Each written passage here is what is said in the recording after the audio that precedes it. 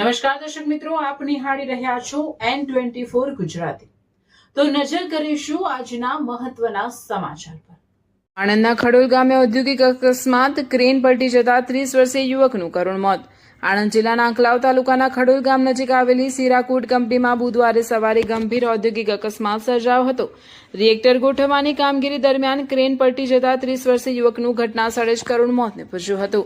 પ્રાથમિક માહિતી અનુસાર કંપની દ્વારા ભાડે લેવાયેલી જમીનમાં રિએક્ટર અને અન્ય સામાન ઉતારવાની કામગીરી ચાલી રહી હતી। આ દરમિયાન અચાનક ક્રેનનું સંતુલન બગડતા તે પલટી ગઈ હતી।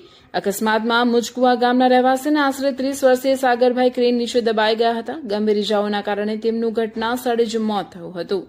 અકસ્માતની જાણ થતાં સ્થાનિક લોકો મોટી સંખ્યામાં ઘટના સ્થળે દોડી આવ્યા હતા।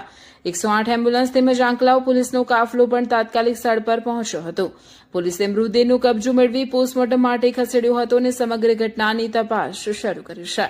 પ્રાથમિક તપાસમાં અકસ્માત ક્રેન પલટી જવાના કારણે સર્જાયો હોવાનું સામે આવ્યું છે। જો કે ક્રેનનું સંતુલન કેમ બગડ્યું અને અકસ્માત પાછળનું ચોક્કસ કારણ શું હતું તે અંગે આંકલાવ પોલીસ વધુ તપાસ કરી રહી છે।